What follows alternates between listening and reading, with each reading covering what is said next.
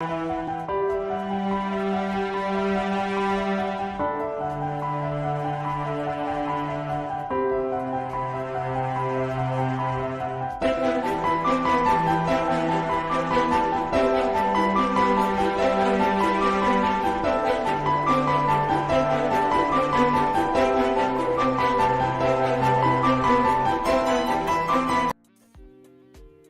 Hi. Is that countdown really loud? Maybe I need to Uh, adjust that. It was blasting my ears. I don't know. I mean, I can hear Welcome. you fine. What, you Hi, could hear? guys. Okay. Whoops. Hang on. Let me. Hello. Welcome to Lawfully Chaotic, episode 22, where we're not going to talk about game systems tonight because Jason's. He lost his voice and he has to play Saturday, so he can't be on the show. So he ruined everything. It's all his fault. Hope you're watching, Jason. No, he actually did lose his voice, and he's got some heavy games to run this weekend, so he needs to preserve what is left of his operatic pipes. So we are going to table the game discussion. No pun intended. We're going to table that till next week because I want all of us to be in that discussion. And Sharon and I are just going to kind of freeform tonight and talk about like what got us, or how I should say, how we got into D&D. So next week we will be back with episode, we'll call it 22A. And we will, so that'll really fuck up the archives like This years is the down the warm-up, road. the pre-game 222. Exactly. And then, when we're super popular, like 20 years from now, and then people like look back and, oh yeah, it's gonna age like fine wine. The trivia will be like, how many episodes were there? And then the people in the know, it's one more than actual because the numbering was fucked up. Anyway. I'm gonna hold my breath for that day. 22A is the special edition episode. Right? The lost episodes. Anyway, and then we're going to start a new little segment, some trivia questions. We're going to try to stump each other and any of you who are in the chat. And then we're going to do rollies tonight. Jason's going to miss rollies tonight for the first time. Oh, that's right. The rollies winner gets to close out the show. So anyway, Sharon, do you have anything, any announcements, anything you want to share before we jump in here? Not really. Just tune in this Saturday for the Graying Lands at the D&D Club Twitch channel from 4 p.m. to 7 p.m. Pacific time. I'll be playing in the campaign along with 4 other people. I think I know how to count. And it should be a really fun showdown. So actually, Jason will be helming the wheel for DM, so I am really expecting something good since he's not here. Everybody roll initiative. All right. Tell him if his voice doesn't come back, all of his enemies cannot cast spells that have verbal and we components. all roll with advantage because we can't hear him. Right? I'm sorry, what was that? Roll again? Yeah, what? I didn't hear you. Didn't take that damage. Didn't happen. Do you have anything coming up? Anything exciting? So I am... I keep saying this, but I am getting really close. I am going to start a streamed game of a homebrew campaign that I have been writing and running. The running of which is actually informing the writing. So it's kind of cool because I'm kind of creating it. I have the overall plot, the overall storyline, but not the... I should say the overall storyline, but not the full plot. Or is it I have the plot but not the storyline? I don't know. I'm not a fucking writer, so which is why it's taking so long. But anyway, but it's kind of cool because the two groups that I'm running through it are kind of informing how it progresses. So it's pretty cool. Interesting. So I'm going to do I am going to stream that. Have to decide if that is going to be on RPG Company or over at the D&D Club. But Putting out a call for players for that. I think you want to be one of those. Yes. Okay. You already have a seat. So if anybody else is interested in being on a streamed game, let me know. Don't be shy. Don't be shy. Otherwise, I think that's all I got right now. I'm curious, what is the overall tone that you have set for your game? So I am using Forgotten Realms. I don't have the time to build a whole world. So I'm Mhm. building it on top of the Forgotten Realms world with a lot of homebrew built in and a lot of messing around with the pantheon and of gods and stuff like that. So it is kind of I don't want to give too much away, but it's kind of a little bit like a mystery, I guess, like a thriller type thing, Ooh. kind of. So I'm excited. That sounds great. yes, I like stories within stories within stories. So I The tend intrigue. to overcomplicate things. But it's cool. It's funny because I've mentioned this before. I don't know that you probably have not heard this, but in this, actually in another campaign I'm running, I was running Horde of the Dragon Queen, and I always, as a DM, I always like to maintain continuity of the story. I really Mm. don't like it. Like if somebody doesn't show up, it's just like, oh, we just won't run their character, you know. Mhm. Or if somebody wants to leave the campaign, you know, some people just, oh, he just goes off into the sunset. I like to have a reason why, you know, so that it means A good continuity. So, conclusion to their exactly, part of the yeah, story. yeah. So anyway, during running that, I think there was one session or 2 weeks maybe in a row where a couple players couldn't make it. So I took the other 3 players and we did like this totally off the cuff side quest that turned into 4 sessions and was the most awesome fucking thing of the That's entire 2 years we've been awesome. playing. Yeah.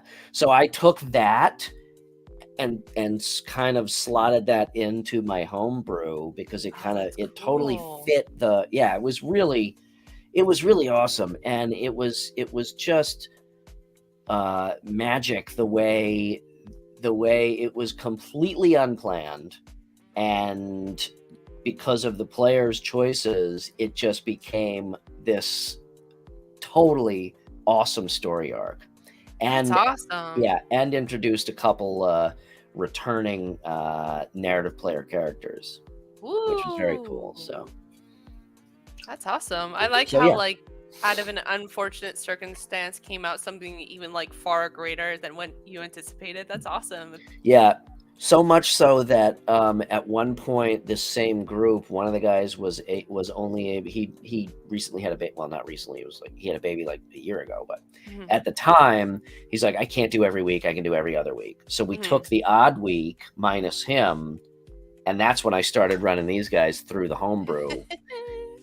They haven't gotten to where that previous story arc is yet, and I'm not sure. Really? And I'm not sure with them how I'm going to handle that because they've already been through it as a side quest in the Horde of the Dragon Queen campaign. Oh, So I may have to adjust it for that, but it will be in the actual running of the. that's awesome. Yeah. So anyway, so we were going to kind of just riff it tonight, and figured we would talk about how to learn the game. We've talked about a little bit how to find games, you know, where can I play, stuff like that. But for people, who are completely new to the game, having never played or have not played in like 30 years, and you know the rules are all different. So a lot of people say, I don't know how to play role-playing games. I don't know what the rules are. How do you play a role-playing game? How do you win? Stuff like that. So there seems to be, what's that? I said you don't win D&D. You don't, exactly, right. You know, yeah, I know. And I tell that to people and they're like, what's the point? It's a game that you don't win. Yeah, there's no point. That's the whole point. but it seems that for some people, for a lot of people, it can be really daunting. One of the reasons they don't play is because they are intimidated by the game itself. Yeah. So Yeah. I'm curious, you hadn't played before, right? No, not before Jason's campaign. Okay. I was just mostly just a big old fan of Critical Role and what is it? Drinks and Dragons? I think it was I think Drunks and Drunks and Dragons. Dragons. Yeah. Yeah. Okay. So I was a big fan of both of those D&D shows. So like I had sort of an idea of how to play D&D, but I never actually got into it just because of how dense with information it was, and I felt like it was like really overwhelming. And plus I didn't really know anybody who played D&D, so I was just like, I'll just watch or listen. Okay. It's fun. But you had some insight because you watched Critical Role. Yeah. So you even had at least some insight into what goes on when you play a role-playing game. A lot of people, they have no clue what goes on. It's like, okay, so you all go into the basement and then you run around with swords and throw dice at people, and So, and the message that I give people is, it is not. First of all, there's no right and wrong in this game, and there really isn't. I mean, unless you're an asshole, but that goes with anything in life. Yeah. But I tell people there's no right or wrong, and you only need to know about 10% of the rules to be able to start playing. So don't worry about that. It's definitely a game where you learn by doing. You don't sit down and, other than character creation, you just learn. You learn by doing. And actually, I use character creation not only to develop their characters, but also as they're doing it to teach the basics of the game that way. Yeah. So they know about classes and races and dice and hit points and skills and all that. And I've found that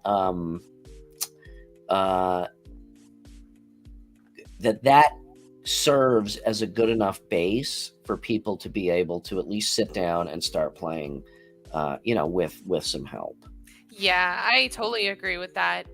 Actually, I feel sort of bad because I have the player's handbook and I barely touch it. Sorry, guys.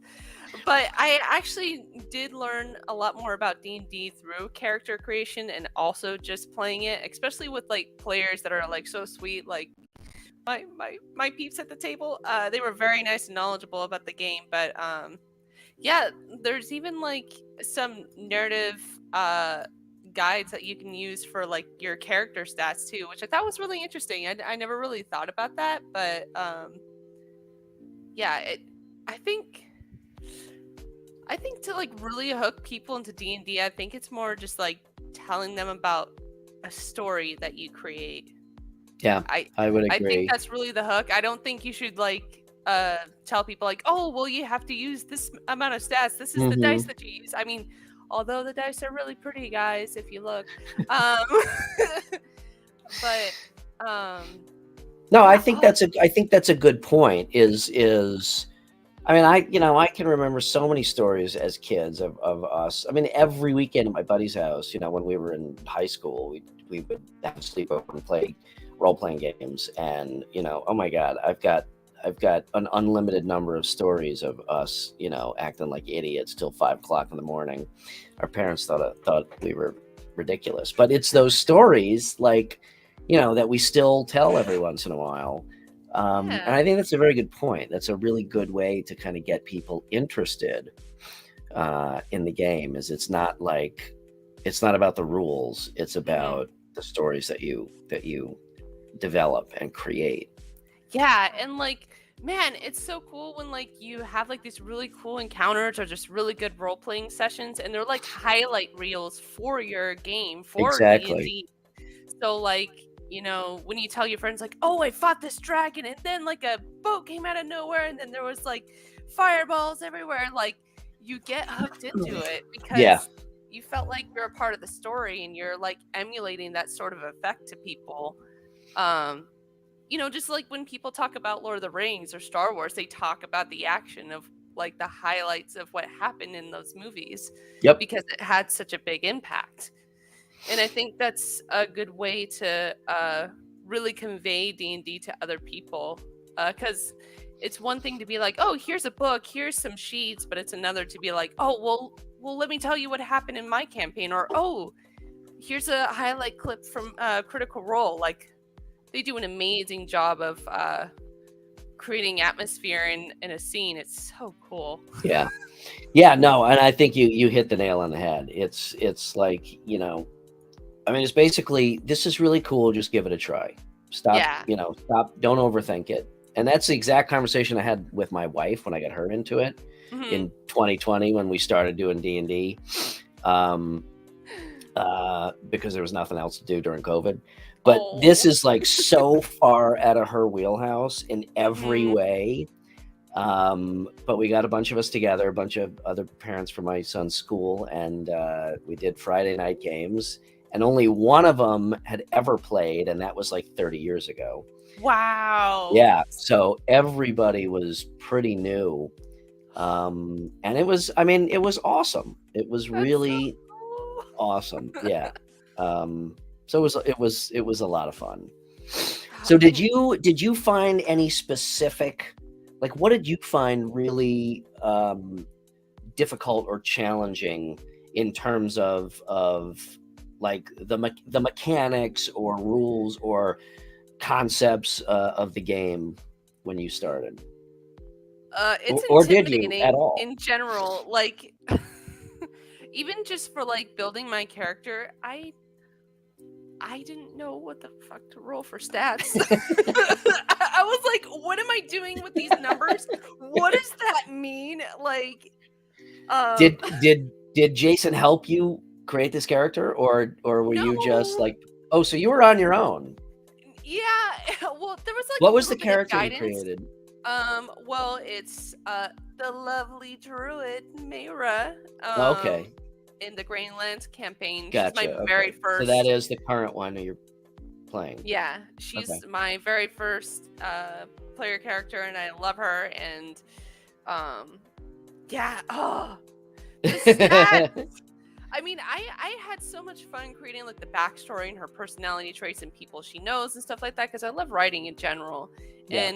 And also it kind of puts you in the mindset of like getting to know your character as opposed to creating your character, if that makes sense. It makes total sense. Oh, it's Total so sense. fun. I mean, when we were kids, there was backstory. Nobody needs backstory. It's like, what are my stats? How high can I roll? And if I roll shitty, I'm gonna go jump off a cliff with that character and then create another one. It was ridiculous. Now it's like, yeah, before the dice even come out, the backstory is already formulating. So that's really cool that that was your intro into it, and how you approached it. Yeah, and like the thing is with the stats, like the only way I was able to like understand it was online. Like I was like, okay, what do I do with druid stats? Or just kind of reading and researching about druids in general. I didn't know the spells. Wow, you really do dive in when you attack a topic. You really do dive into the research. It's awesome. I love it. Yeah, I take a deep dive. So like, see, this is why now you were in charge of coming up with show topics. And tonight's was a good one until Jason fucked things up. I know. Thanks a lot, Jason. Just kidding. Great. Just kidding. I hope he is watching this. Feel better, buddy. Have a some honey and tea or something. Yeah. Anyway, so it's actually funny because Jason and I talked, and like I was telling him how I came up with my stats, and apparently, what's that phrase called? Cheat until somebody finds out. I mean, it's what phrase in relation to what? To character creating? What is min-maxing? Oh, yeah. I'm not a min-maxer. There's nothing wrong with it. I know, but there's like sort of like a negative connotation behind it, and like it's my first player character, guys. So it's not. I needed some guidance. Get it? So I did get it. Wait, damn it! Where's my? I gotta have some sound effects. I have a so Stream Deck that I have yet to actually use for streaming. oh, All I that's use the awesome. thing for is a shortcut for emojis. Oh my gosh. You need to use it to its full potential. I know. Um so yeah, it turns out I min-maxed without even realizing it, but I was like Okay. trying to make sure that like I was able to understand and play my character properly, I guess. Well, I was hoping that's not a bad way for a first time player, for a first character, to do that, Mhm. because it teaches you the basics of character mechanics. You know, Yeah. when you screw around with something that is the opposite of min maxing, Mhm. you know, like a dwarf wizard, um, you kind of got to know what you're doing for it to Yeah. work. You know. And the website that I use is called RPG Bot. It's very good at like helping you break down different classes, different races, like what are they good at, what are they bad at, and like it was perfect for me to understand how classes and character races work together. So it's so interesting. And so I made Mira that way with the stats, but storyboarding wise, that's all up here. Gotcha. I'm trying to Um, look up RPG Bot, but my internet is, or this website. Here, let me see. I'm pretty sure it's called RPG. Oh no, it's not my internet. It's the website. Hold It's on, just hold on. uh, RPG Bot. Let me just do a search for it instead. Oh, it's .net. It's .net. Yeah, but it is so detailed in all the different versions of D&D, all the different classes, even Pathfinder. RPG Bot. Oh wow. Okay. How to play character. Oh, that's cool. There you Yeah. go. How to play character optimization. Blah blah blah blah blah. Awesome. So there's a good Yeah. tool for people to use. I had not. I was not aware of this. Yeah, so it tells you all the different classes, what do they do? Um they'll even have like a dissertation of like all the different races. Um yeah, it's And how to super play. helpful for like first time players. That's Awesome. why I that's why I thought like, "Oh, this is great. This is so helpful." I didn't know that I was kind of game breaking, but I don't Whoops, for think character crustacean, for character crustaceans. Um, yeah, that's awesome. Yeah. That is something like that is a great tool for someone who has not played before. So, Yeah. um, Because like the player manual can only work so much. I mean, well, I mean, it does. It doesn't. It goes into mechanics, but mm, you're right. I mean, it to play a deeper character, you want to base it on a story rather than just a set of scores. You know, yeah. and I think that is where actually the bearded nerd and I, Brian Gomez and I, are working on some character prompts. Those will be up Ooh. soon. So it's a whole. It's like 4 pages of character prompts for character development that deal Ooh. specifically with just, you know, your story, your backstory, your training, you know, your motivations, all that Mhm. type of stuff, Mhm. just to kind of help you develop what you want to be, and then you can hit the books and roll it up that way. So Interesting. So yeah. are there plot points for each character?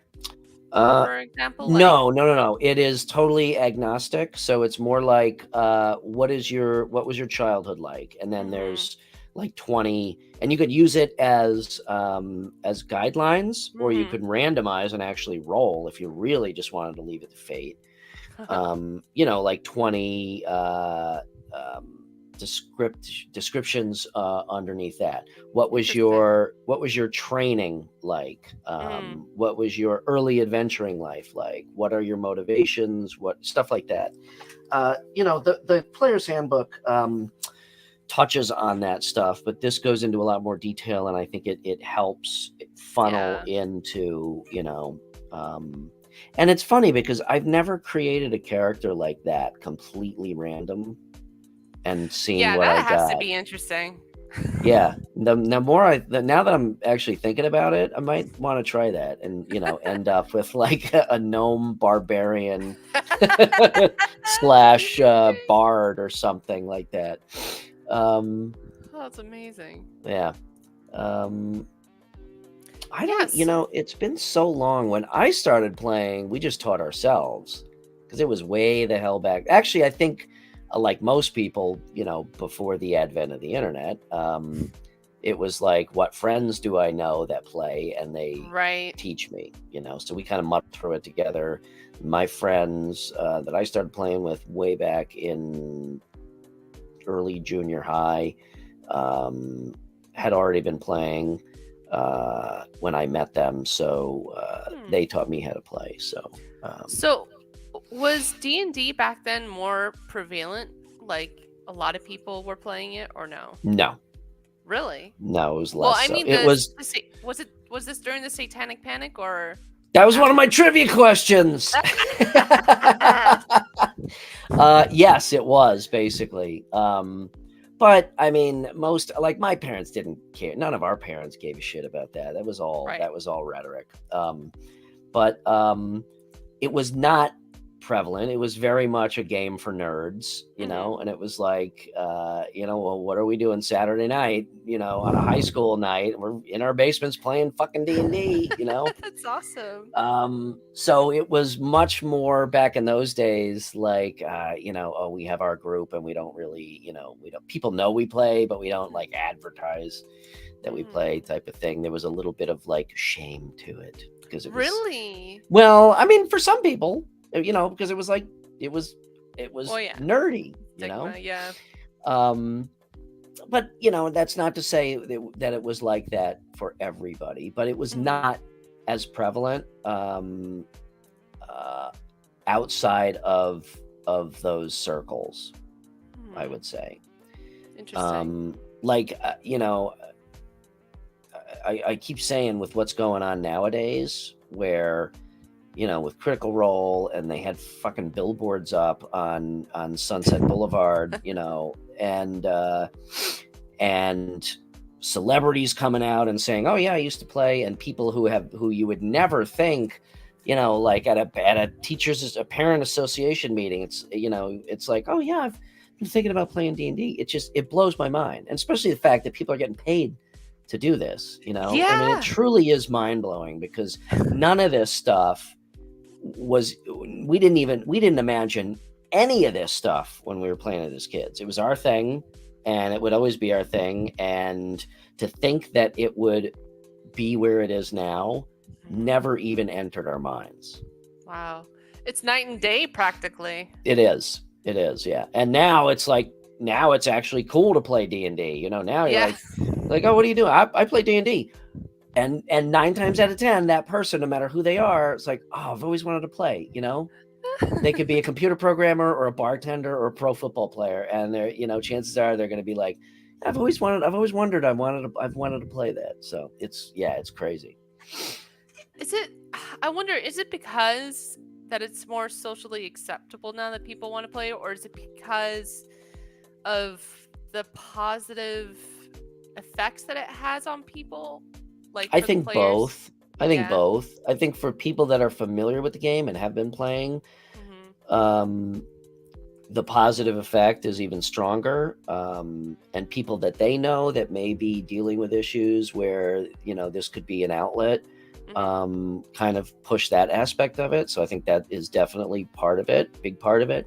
I also do think that it's just become more mainstream. Yeah. So people now, and again, it goes back to people that have no clue about what a role-playing game is, let alone D&D. They don't know what you do. It's like, oh yeah, they dress up in robes, like I said, and they go in the basement and fling dice at each other and fight with swords. So now that it's so mainstream, and there are snippets of it here and there, and people see what the game is about and what can be created through playing the game, people just want, now their interest is peaked, Yeah. And like They- I feel like now with like Stranger Things, especially with Vecna appearing, totally. I am sure everyone's like, well, now I want to So play. Critical Role and Stranger Things, in my opinion, are the two number one driving forces of this in recent years. And I would probably say Stranger Things even more than Critical Role, because Critical Role is still somewhat niche. So yeah, I mean, the fact that the writers, they played when they were kids. The Oh, fact that yeah. they not only had scenes where the kids are playing D&D, but Mhm. based the entire mythos on the creatures is fucking Mind fantastic. flayers. Yeah, so I would honestly say, if there was one thing that really rocketed it, rocketed D&D into the mainstream, I think it was Stranger Things, believe it or not. Yeah. That's just my opinion. Do you think it was a ballsy move to do that? I would imagine, because like, I mean, for the show? No, I don't think so. Because if it didn't, I mean, it would have just been part of the fiction of the story. Yeah, and then it's like, now that I'm thinking, like, well, they got away with having Lord of the Rings and like, movies. Like, Yeah. What difference would it make if you have like a D&D themed show? Like, Yeah, it's not exactly. that big of a stretch. Exactly. In fact, it's more reality based in a sense. Yeah. Yeah, I would agree with that. And like I said, if it didn't, if the D&D hook wasn't realized, it would still be a cool show. It wouldn't have affected the show. Yeah. But the fact that it was, and even though people, I mean, almost everybody's heard of Dungeons and Dragons, even if they have no idea what a role-playing game is, and even if they haven't heard the term role-playing game, chances are they've heard Dungeons and Dragons before. Yeah.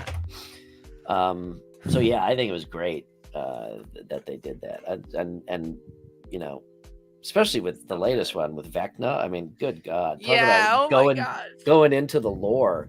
That's fucking awesome. And then the guy who played Freddy Krueger is I know. Robert Englund. So good.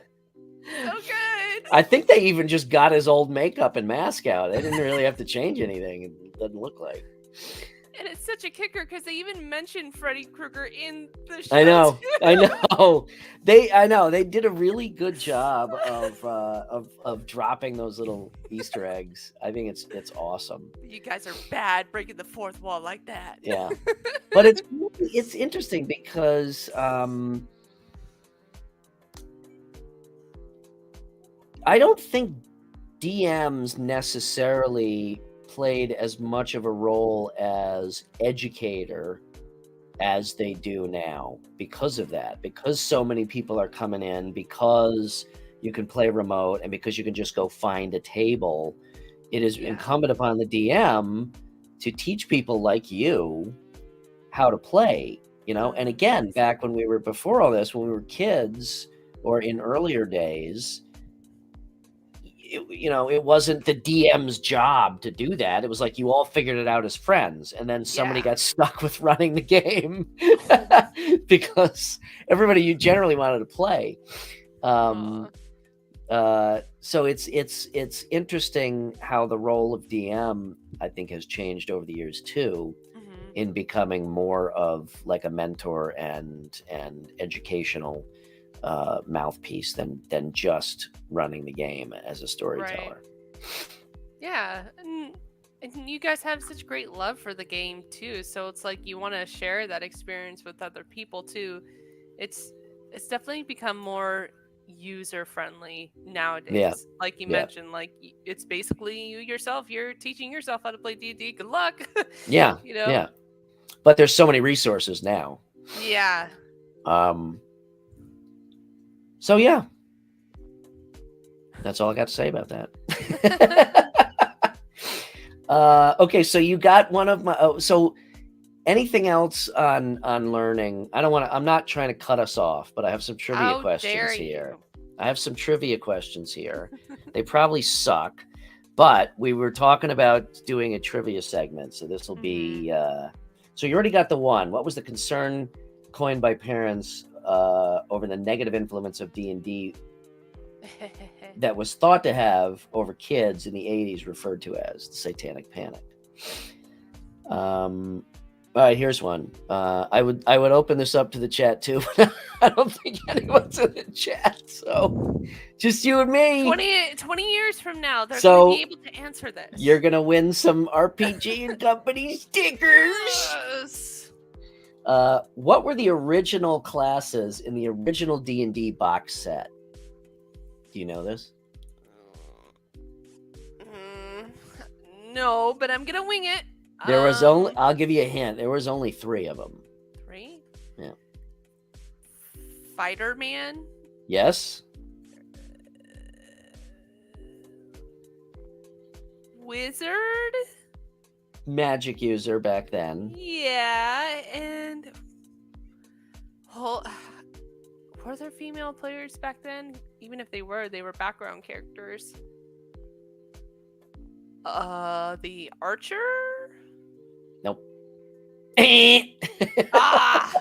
Cleric, Fighter Man, and Magic user were the original ones. And then shortly after that, they released, I think in Greyhawk, but don't quote me on that. They released the Thief.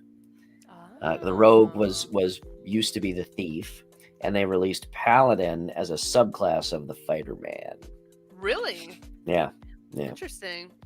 I thought that was funny. I definitely heard about Fighter Man. I was like, I know, Fighter Man. Fighter Man. Okay. Here's one you probably, well, see this, you're never going to get this. I'll save this one for when we have more people. And that's not a dig on you. You're not going to get it. Okay, here's one. What fictional mythos did the Deities and Demigods book borrow from without proper legal permission when it was released? Yeah, they did not have legal permission to use this fictional mythos in the Deities and Demigods book. How long ago was this? Deities and Demigods was AD&D, so probably like 83, 82. They didn't have permission. I mean, it's a pretty major fantasy, sci-fi, call it what you will, fictional mythos. Because I'm thinking Tolkien, but I don't think it's not Tolkien. Would the other big one from around Tolkien's time? The other, like Star Wars? No. Star Wars is that was like 40 years later. I know. We're time jumping. Around Tolkien's time, I don't even know.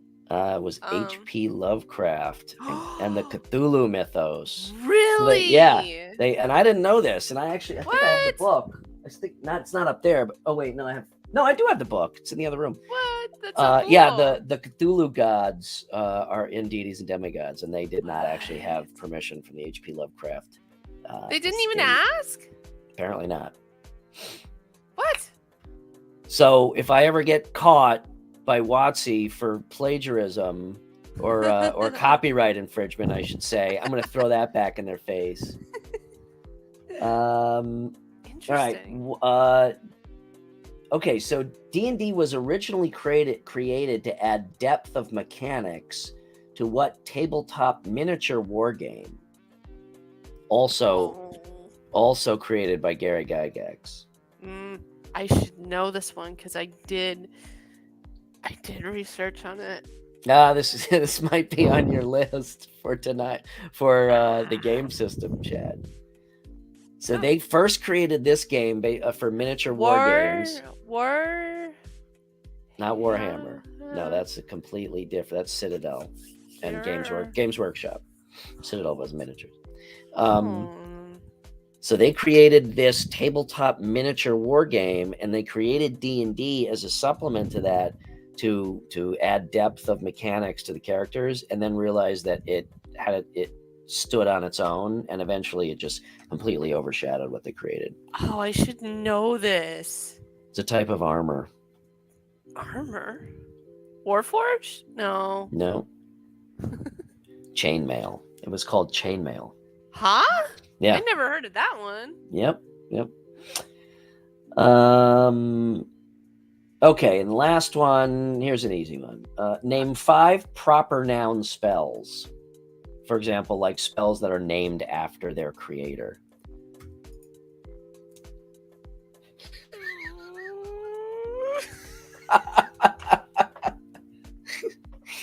I still have some catching up to do. I was really stretching to find freaking trivia questions. Well, they all stumped me. Apparently, I was lucky with the first one. I don't even know names. You want me to throw some out there? Yes. Melf's Minute Meteors. Oh yeah. Mordenkainen's Faithful Hound. Ooh. Snellock's Snowball Storm. Snellock's Snowball Storm. Jesus, I don't even know if I know 5 of them. Arms the question was too good. Arms of Hadar is a warlock spell, but I don't know if that is like that's Bigby's hand. Bigby's hand. Yep. Yes. Let's see, one more. Isn't there like a fireball spell that's named after a wizard? What is it? It starts with an A? Agazar's Scorcher? Yes. Yeah. I know what you're talking about. It's an arcane trickster spell. Yeah. I think it's Agazar's Scorcher? Agador Spartacus. Agadar's.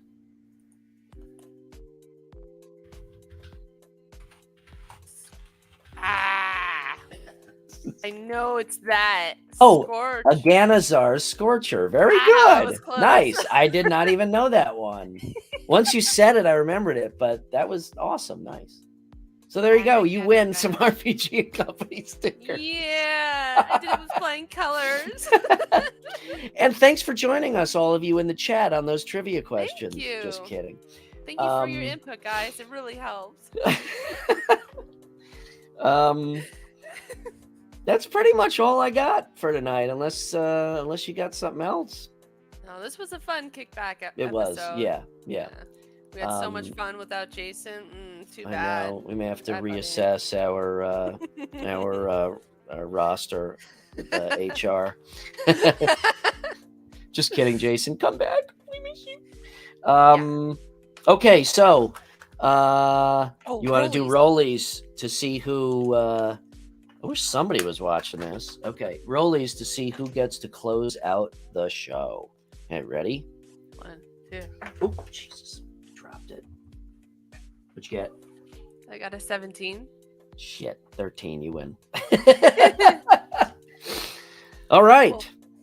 Well, thank you so much, everybody, for joining us tonight on this episode of Lawfully Chaotic.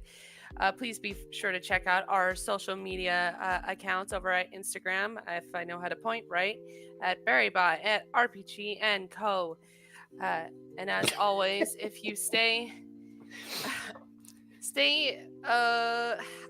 I knew I should have came out with like a slogan, but thanks for stopping by. Stay lawful. Keep it real. Stay lawful and be. Oh, I like that. Yeah. Stay lawful. Wait. Stay lawful and be chaotic. Lawful mind, chaotic heart. I don't know. Ooh, I do like that. That's like a Hallmark card. That's beautiful. All right, we'll work on that. We'll work on that's all off. That's off you. That's all right. All right, cool. All right, guys. We'll see you next Thursday when we actually talk about gaming systems because Sharon did a shit ton of research. Yeah. Yeah. So. All right. Awesome. Ciao.